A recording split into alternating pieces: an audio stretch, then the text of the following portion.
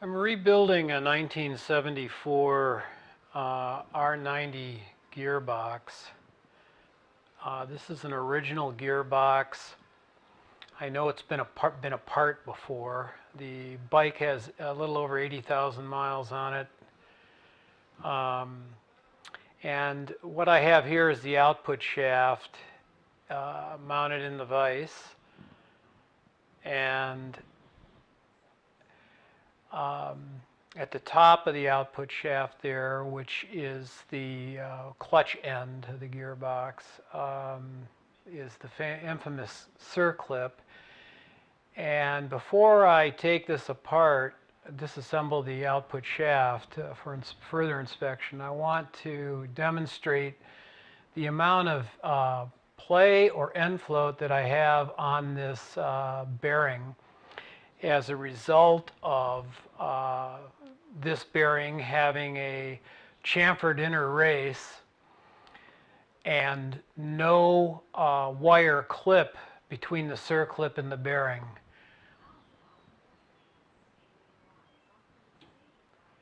So that's 19 thou of end play on that bearing. 19 thousandths of an inch.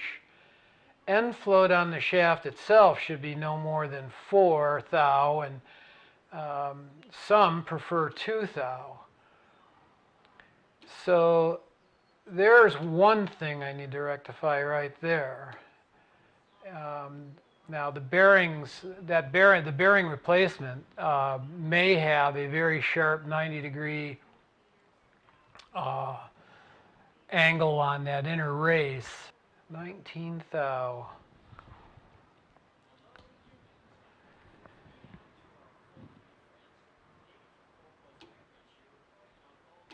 You can see the circlip there and the actual gap between the circlip and the bearing itself. And the bearing is putting a force on that circlip and wearing the circlip.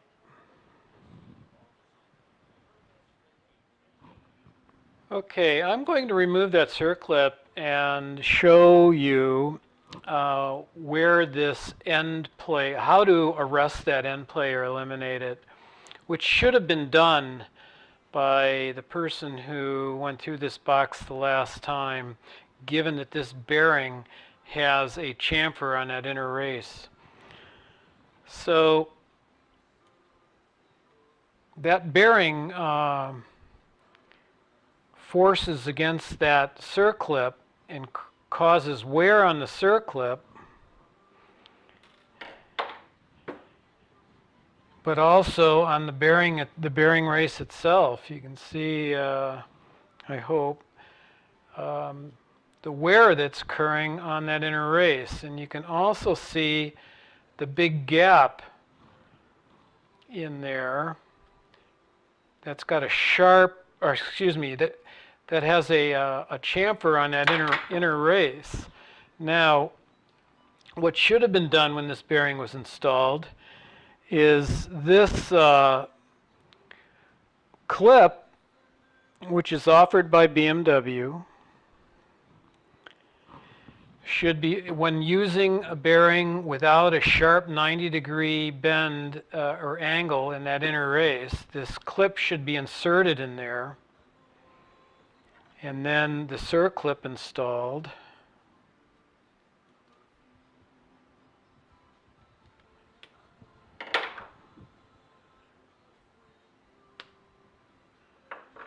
And that should eliminate all that play. And now I have no discernible play. The play that you may see there is actually in the bearing itself. It's not between the inner race and the circlip. That play now is taken up. So I understand BMW. I just did a 1980 gearbox and I replaced all the bearings.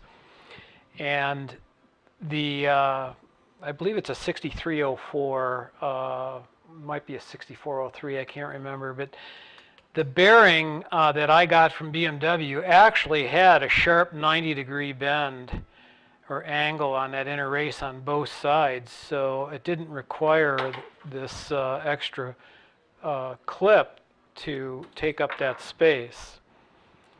So anyway,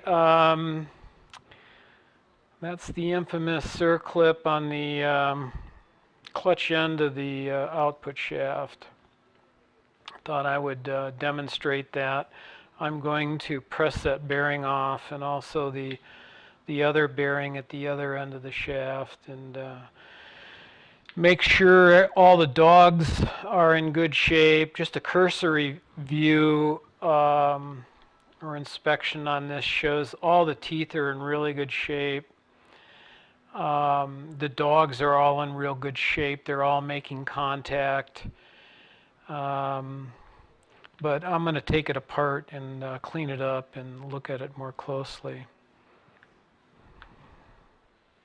Now pressing off the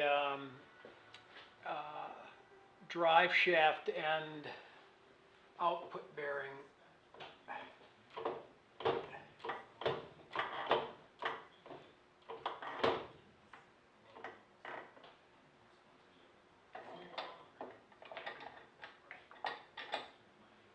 Going to have to shim that up a little bit.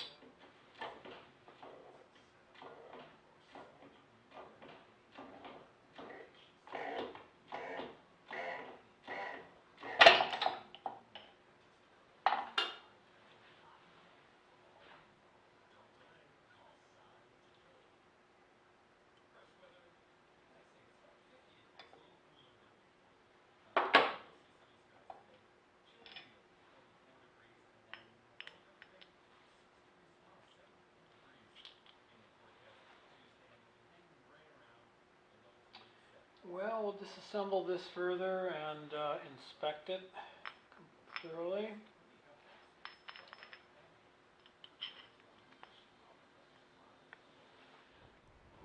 What I want to show here is the radius on the output shaft bearing that I just removed.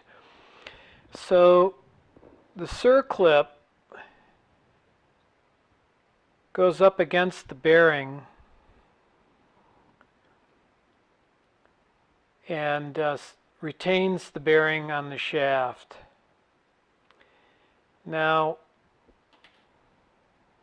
that radius right there causes problems. And both sides of this bearing have that radius on it. Now, if the wire clip is not used to take up that gap, the bearing pounds this Circlip, and I don't know if this wear is going to come through or not.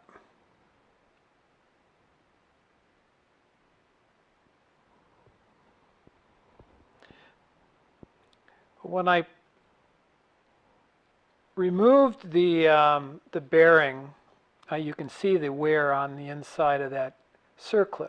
The Circlip is actually being grooved out, pounded out. And this filament I removed from around the opening of the bearing.